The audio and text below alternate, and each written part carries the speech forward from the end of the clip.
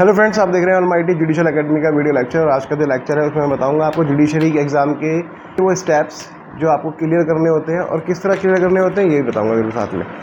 Judiciary exam 3 parts में होता है और उसमें पहला प्रीलिम्स, मेंस और इंटरव्यू, ये आपको पता होगा। और प्रीलिम्स में आते हैं ऑब्जेक्टिव टाइप्स एमसीक्यूज़ क्वेश्चंस, जो मतलब एक क्वेश्चन दिया और उसके 4 आंसर होंगे, उसमें से आपको एक चूज़ करना होगा। मेंस में क्या होगा, जो आप वो क्लियर कर जाएंगे प्रीलिम्स, उसके बाद मेंस आएगा जो सब्जेक्टिव होगा, जिसमें आपको राइटिंग होगा, पूरा एक क्वेश्चन का आंसर लिखना होता है, क्योंकि आपको केस लॉज के साथ विद सेक्शंस लिखना होता है। अगर आप वो ही पास कर जाते हैं तो उसके बाद फिर आता है इंटरव्यू, जो होता है पर्सनैलिटी टेस्ट। और उसके बाद आपके प्रैक्टिकल लॉज, जो भी आप जिस भी आप स्टेट से होंगे तो उस स्टेट्स के बारे में कुछ आपसे पूछा जाएगा, कॉन्स्टिट्यूशन के बारे में थोड़ा बहुत पूछा जाए, और ओवरऑल आपको आपकी पर्सनैलिटी के बारे में जानना चाहते हैं वो लोग। तो मैं आपको बताता हूँ कि कॉमन लॉ सब्जेक्ट्स जो हर स्टेट में आते हैं लगभग, वो है constitution, CPC, BNS, BNSS, BSA जो एविडेंस है, contract act, TPA, SRA, Hindu और मुस्लिम लॉ स्टेट वाइज आते हैं। जितने भी सब्जेक्ट के बेयर एक्ट आपके पास है उसमें से कोई एक स्टार्ट करो उठाना, क्योंकि जुडिशरी में ना 70% आप मानो 70 to 80% जो जुडिशरी बेस्ड है ना, वो बेयर एक्ट पे होता है। उसके हर एक वर्ड पे ध्यान देके उसे पढ़े, क्योंकि कुछ कुछ चीज़ें आपको ऐसी पता लगेंगी जो उसमें डायरेक्ट नहीं लिखी होंगी, लेकिन इनडायरेक्टली वो कहीं ना कहीं आपको आवाज़ दे रही होंगी और वो बात पता लगेगी आपको। तो वर्ड टू वर्ड उसे पढ़ें। कुछ इंपॉर्टेंट वर्ड्स हैं जैसे कि मे, शैल, माइट, प्रोवाइडेड दैट, इन सबको थोड़ा सा अंडरलाइन करके पढ़ें और कुछ समझने की कोशिश करें कि वो सेक्शन क्या कहना चाह रहा है इन वर्ड्स का यूज़ करने के बाद। बेयर एक्ट पढ़ने के बाद आपको उसमें क्या समझ आया, तो वो आप अपने हिसाब से अपनी एक पूरा नोटबुक बनाओ और उस सेक्शन को उसमें लिखो। जो भी आपको समझ आता है वैसा अपनी लैंग्वेज में लिखो। डेली रूटीन बनाओ। जैसे मैं आपको बताता हूँ, एक बहुत रफली बताता हूँ जो मैं कभी करता था, आप अपने हिसाब से करना। मैं क्या करता था, सुबह 5 बजे उठता था, 5 से 8 में बेयर एक्ट पढ़ता था, वही सेक्शन जो आपको बता रहा हूँ मैं अभी, मतलब नोट्स लिखता था। उसके बाद देन फिर मैं नहाता था, नाश्ता करता था, थोड़ा बहुत गप्पे गप्पे मारी इधर उधर। कोचिंग के बाद का बता रहा हूँ मैं, जो कोचिंग वाले टाइम का नहीं बता रहा हूँ, कोचिंग के बाद का। क्योंकि कोचिंग के टाइम में तो हम 7:30 पौने 8 तो हम कोचिंग के लिए निकल जाते थे और आते वहाँ से थे 11:30-12 बजे। वो रूटीन अलग था। ये वाला तो मैं जो बता रहा हूँ कोचिंग के बाद, जो मैंने 1-2 साल पढ़ा उसके बाद बता रहा हूँ। तो मैं सुबह 5 से 8 या 9 तक पढ़ता था बेयर एक्ट, और उस बेयर एक्ट को वही मैं जो बता रहा हूँ कि आप लिखो उसे, जो भी समझ आया वो करता था। उसके बाद से मैं 11 बजे दोबारा बैठता था। 11 बजे से पहले मैं वो पढ़ता था न्यूज़पेपर, द हिंदू पढ़ता था मैं। तो आपको जो भी अच्छा लगता है वो पढ़ना, और उसमें जो भी मुझे अच्छा लगता था, कुछ हेडिंग्स या कुछ चीज़ें जो हमारे काम की हो सकती है जुडिशरी में, जी के मतलब करंट अफेयर्स, वो सब मैं उसको लिखता था। ठीक है, फिर न्यूज़पेपर पढ़ता था। न्यूज़पेपर के बाद फिर मैं प्रतियोगिता दर्पण या ल्यूसेंट की वो जो जीके वाली बुक आती है उसे पढ़ता था ठीक से। और जो भी मुझे उसमें लगता था कि ये लिखने लायक है। लिखना क्यों होता है, क्योंकि जब आपके पास एग्ज़ाम आता है ना आपका, तो आपका इतना टाइम नहीं होता है कि प्रतियोगिता दर्पण के आप 2 साल के उठा उठा के देखोगे, ऐसा नहीं होता है। आपके पास एक नोटबुक होनी चाहिए, उस नोटबुक के हिसाब से आपको आप एक बार उसे रिवाइज़ कर लेंगे और पेपर देने चले जाएंगे। ठीक है, तो वो लिखना इसलिए है कि आपको बाद में दिक्कत ना हो, और लिखने से थोड़ा याद भी रहता है, ये भी है। तो मैं उसको लिखता था, जीके लिखा। फिर पीडी मतलब प्रतियोगिता दर्पण बोलते हैं, उसको लिखता था, जो भी पढ़ता था उसके हिसाब से, जो भी मुझे अच्छा लगता था उसमें। उसके बाद मैं ल्यूसेंट पढ़ता था, वो ब्लू सी एक आती थी जीके वाली, फिर उसमें भी बहुत अच्छा लिखा होता था। उसमें जो भी इम्पोर्टेंट मुझे लगता था वो भी लिखता था। ठीक है, आपको पढ़ना सारा है, लिखना सारा नहीं है। पढ़ना आपको सारा है, लिखना सारा नहीं है। लिखना सिर्फ वो है जो आपको इम्पोर्टेंट लगता हो, या आप पेपर के हिसाब से आपको लगता है कि इम्पोर्टेंट हो सकता है, आपको वो लिखना है। हो सकता है कि लिखा हुआ में से आए ना, वो उसमें से आ जाए जो आपने पढ़ा है, लेकिन पढ़ना ज़रूर है, क्योंकि वो हिट कर जाता है बाद में। जब पेपर में आता है ना, तो वो हिट करता है एक साथ कि हाँ ये मैंने पढ़ा था, तो वो ऑप्शन जब मिलते हैं तो वो याद आ जाता है कि हाँ ये वाला होता है। ठीक है, पढ़ना सारा है, पढ़ना नहीं छोड़ना है कि पढ़ना नहीं है इंपॉर्टेंट, सिर्फ पढ़ना इंपॉर्टेंट नहीं है, पढ़ना सारा है, लिखना इंपॉर्टेंट वाला है। ठीक है, अब क्या होता था, फिर मैं 11 से 1 या 2 तक पढ़ता था। फिर लंच वंच किया, थोड़ा सा लेट गया, अगर नींद आती थी थोड़ा सा लेट जाओ, आधा 1 घंटा। उसके बाद क्या करो, फिर 3 से 4 बजे से पढ़ना शुरू करो, और मेंस वाला पढ़ो। जो आपकी कोचिंग में जो नोट्स बनवाते हैं सर, है ना, उसको आप एक नोटबुक उठा के, कोई सी भी, वैसे कोशिश करो कि जो आप बेयर एक्ट पढ़ रहे हो ना, उसी का आप नोटबुक पढ़ो। मैं तो ये करता था, बाकी आप देख लेना जैसे भी आपको लगे। बेयर एक्ट जिसका आप पढ़ रहे हो सुबह को, उसी वाली नोटबुक उठाओ शाम को, और वो फिर उसका चैप्टर पढ़ना स्टार्ट करो। जैसे मान लो आप आईपीसी का पढ़ रहे हो या एविडेंस का पढ़ रहे हो, किसी का पढ़ रहे हो, आप उसी का नोटबुक उठाओ, फिर 2 या 3 घंटे उसे पढ़ो।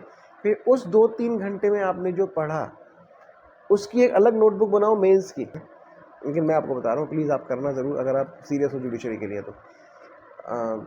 फिर आप मेंस वाला वो 2 या 3 या 4 घंटे जो भी आप पढ़ते हैं, उसमें आपको जो भी याद रहता है, मान लो आपने 1 या 2 सेक्शन के लिए पढ़ा, ठीक है? और ज़रूरी नहीं कि आप ज़्यादा पढ़ो, अच्छा पढ़ो। ज़्यादा नहीं पढ़ना है, अच्छे से पढ़ना है, चाहे आप 2 घंटे पढ़ो। ज़रूरी नहीं है कि आप 5 घंटे पढ़ो और कुछ समझ नहीं आया कि हुआ क्या। आप सिर्फ 2 घंटे पढ़ो, क्वालिटी टाइम दो, क्वांटिटी टाइम मत दो। टाइम की क्वांटिटी पे मत ध्यान दो, क्वालिटी पे ध्यान दो कि मैंने कितना पढ़ा है, कितने टाइम में। तो वो पढ़ो, 2 घंटे, 2.5 घंटे पढ़ो। उसके बाद आपको जो भी समझ में आता है ना, आप उसको भी लिखो। मतलब एमसीक्यूज़ वाली कॉपी अलग बनानी है और मेंस वाली अलग बनानी है, ठीक है? फिर उसके बाद आप जब 6 आपने 3 बजे स्टार्ट किया है, आप 6 बजे तक पढ़ोगे, 1 घंटा लिखोगे, 7 बज जाएंगे। फिर थोड़ा सा नाश्ता वाश्ता कर लोगे, खाना खाते हो खाना खा लो, थोड़ा टहलो, थोड़ा वॉक करो। फिर 9 से 10 1 घंटा जो भी आपने आज पूरे दिन में पढ़ा है उसको एक बार से आँख से नीचे निकाल दो, रिवाइज़ कर दो, ठीक है? और 10 साढ़े 10 सो जाओ। और 10 साढ़े 10 सोने के बाद 4:30 पौने 5 उठो, हाथ मुँह धो, 5 बजे फिर से शुरू हो जाओ। तो ये मैं करता था। बाकी आपको जैसे भी सूटेबल होता है वैसे करना आप। जुडिशरी के मेंस में लीगल लैंग्वेज और उसका जो स्ट्रक्चर है वो मैटर करता है। तो आपको वो बहुत ही ध्यान से, जो मैंने बोला है कि अभी, कि वो आपको नोटबुक पढ़नी है लॉन्ग वाली, मतलब जो 4 बजे से बोल रहा हूँ मैं, उसको आप लिखो। फिर लिखने के बाद फिर से उस कॉपी को देखो कि क्या मैंने कुछ गलती की है। जब भी कोई गलती की हो, फिर उसको टाइम है तो उसको दोबारा से लिखो, या फिर उस गलती को ध्यान रखो कि मैंने ये गलती की यहाँ पे, तो मुझे ये नहीं लिखना है। उसको वहाँ से काटो, वहाँ से रिमूव करो और उससे अच्छे से लिख दो, क्योंकि आप जब रिवाइज़ करोगे तो वो ध्यान आ जाएगा। हर आंसर में, जो भी आंसर आप लिख रहे हो लॉन्ग वाला, उसके सेक्शन में, सेक्शन के साथ साथ केस लॉज भी लिखने हैं। और रोज़ कम से कम 1 से 2 घंटा, जो मैंने आपको पहले बता ही दिया है, 1 से 2 घंटे आप आंसर लिखने की प्रैक्टिस करो, जिससे वो हैबिट पड़ जाए आपको ना, है ना? इतना प्रैक्टिस कर लो कम से कम 25 मिनट्स में आप एक आंसर लिख पाओ अच्छे से।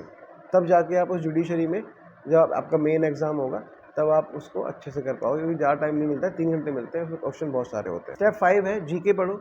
जीके और करंट अफेयर्स में की भी एक नोटबुक बनाओ, उसमें जो मैंने बताया आपको सब बनाओ और करो उसको। तो जो भी आप जीके या न्यूज़पेपर, करंट अफेयर्स, जहाँ से भी पढ़ रहे हो आप, ज़रूरी नहीं जो मैं बता रहा हूँ वहीं से पढ़ो, जहाँ से भी आपको अच्छा लगता है, जहाँ से भी पढ़ रहे हो, उसकी एक नोटबुक बनाओ।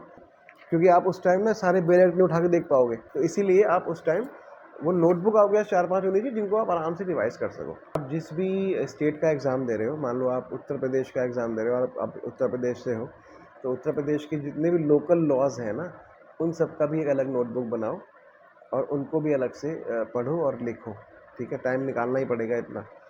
आपको मैं बताता हूँ कि मिनिमम आपको स्टार्टिंग में 8 से 10 घंटे पढ़ना पड़ेगा, और वो हो सकता है बाद में धीरे-धीरे वो 5 से 6 घंटे रह जाए।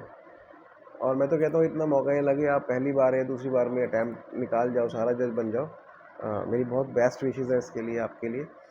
और ज़्यादा टाइम मत लगाओ कि मैं 5 बार में करूँगा, 6 बार में, नहीं। आप कोशिश करोगे फर्स्ट टाइम में करूँगा, फर्स्ट टाइम में करूँगा। फर्स्ट टाइम में करने की कोशिश करोगे ना, तब जाके थर्ड टाइम में निकलेगा। मतलब मैं ये नहीं कह रहा हूँ कि जो मैं कह रहा हूँ वही होगा, फर्स्ट टाइम में निकलता है बहुत लोगों का, बच्चों का। एक से एक बच्चे हैं पढ़ने वाले। तो लेकिन आप हमेशा ये सोचो, जो भी आप मेरा वीडियो देख रहे हैं, हमेशा ये सोचें कि मैं फर्स्ट टाइम में निकालने की कोशिश करूँगा, फर्स्ट टाइम में निकालूंगा या निकालूंगी। फिर कभी कभी अपने को ही टेस्ट दो। जैसे संडे का दिन है, संडे का दिन रखो कि आज मैं टेस्ट, एक हफ्ते पढ़े, आप एक हफ्ते पढ़े, 6 दिन पढ़े ना, तो 6 दिन बाद 7वें दिन किसी भी कोचिंग से, किसी भी मार्केट से, कहीं से भी, ये आपके पास ये मैं आपको दिखा देता हूँ, ऐसे कुछ एक नोटबुक आप ले लो। गंदा हो रहा है। जुडिशियल सर्विसेज का गाइड है, ज़रूरी नहीं है यही वाला लो, मैं कोई इसका ऐड नहीं कर रहा हूँ, लेकिन सिर्फ मैं बता रहा हूँ कि ऐसा आते हैं, इसमें एमसीक्यूज़ हैं, लास्ट में इसमें क्वेश्चंस होते हैं। तो आप अगर ये भी करना शुरू कर दोगे ना स्टार्टिंग से, आप एमसीक्यूज़ के लिए आप ये मानो कम से कम 10,000 क्वेश्चन के आंसर करके जाना। किसी भी नोट्स के लिए, किसी भी सब्जेक्ट के लिए आप किसी भी बुक को अप्लाई कर सकते हैं। कोई भी ऐसी बुक नहीं है कि मैं आपको बताऊं कि ये वाली करो इसके लिए, ये वाली करो इसके लिए। किसी भी बुक को, है ना? लेकिन बुक जितना हो सके कम यूज़ करना। बिल्कुल जब आपको लगे कि नहीं इस आंसर के लिए बुक लेनी ही पड़ेगी, नहीं आ रहा है समझ में, तब आप बुक यूज़ करना। तो कोई बुक कर लेना, कोई दिक्कत नहीं। मैं दोबारा से ये बताता हूँ, कंसिस्टेंसी के साथ पढ़ो 1 या 2 साल, 1 से 2 साल कम से कम अपने आप को दो, और शॉर्ट नोट्स बनाओ जो कि आपको एग्ज़ाम टाइम में ऐसा ना हो कि आप हबड़-दबड़ हो जाए कि क्या करूँ, अब कहाँ से पढूँ। एक नोट्स बनाओ, उसे पढ़ो, रिवाइज़ करो और पेपर दे के आओ। 5 बजे उठना है, 10 बजे सोना है, उसके बीच में क्या करना है, एक फ़िक्स्ड रूटीन बनाना है। आप ज़्यादा नहीं, साल से 2 साल ऐसा करो। अगर आप जज नहीं बन पाए ना, तो आपका जो स्तर है ना, आपका जो स्टैंडर्ड है लॉ में, इतना ऊंचा चला जाएगा, किसी को भी पढ़ाओगे, किसी को बताओगे, तो उसका ना एक अलग अलग ही वो उसे लगेगा कि हाँ यार, इसको कुछ आता है, इसने कुछ पढ़ा है। तो जज बनना एम है, आप बनोगे। बाई चांस नहीं बन पाए तो आप कुछ भी कर दोगे फिर, है ना। 2 साल बस अच्छे से पढ़ लो, तो वकालत में भी सुपर, टीचिंग में सुपर, और जज बन गए तो कोई बात ही नहीं है ना। तो कैसा लगा ये वीडियो बताना प्लीज़, मुझे कमेंट करना। और कोई रूटीन अगर आपको मुझसे समझना हो, लिखवाना हो, बताना हो, पूछना हो, तो आप कमेंट के द्वारा पूछ सकते हैं। वीडियो अच्छा लगा है तो इसको लाइक भी करो प्लीज़, शेयर करो। बहुत सारे स्टूडेंट हैं जो जिनको ज़रूरत होगी इस चीज़ की, जो काफ़ी टाइम पहले कोचिंग कर चुके हैं। अगर आप कोचिंग कर रहे हैं तो रूटीन के लिए मुझे आप कमेंट कर सकते हैं। कोचिंग नहीं कर रहे हैं तो मैंने बता ही दिया है। कोई स्पेशल कुछ कर रहे हो आप, मान लो कोर्ट जाते हो या कोई जॉब कर रहे हो, तो उसके लिए भी रूटीन बनाओ, ठीक है। पढ़ने की रूटीन बनाओ अगर आपका एम है जुडिशरी के लिए तो। और अगर आपको समझ नहीं आ रहा तो मुझे कमेंट करके बताओ, मैं आपको रूटीन बना के दूंगा। आप बता देना कि मुझे कैसे कैसे मैं बिजनेस करता हूँ, या जो भी आप करते हो कि इतना टाइम मैं करता हूँ, उसके बाद मैं फ्री हूँ, तो आप कैसे कैसे करके अगर 3 घंटे ही पढ़ोगे ना, तो भी मतलब एक रिवाइज़ तो होता रहता है ना कम से कम। तो आपने जब कोचिंग किया उसका रिवाइज़ करोगे तब भी अच्छा रहेगा। तो ठीक है, कमेंट करो प्लीज़, इसको कमेंट करो, सब्सक्राइब करो मेरे चैनल को, और शेयर करो, लाइक करो। Thank you so much, God bless you.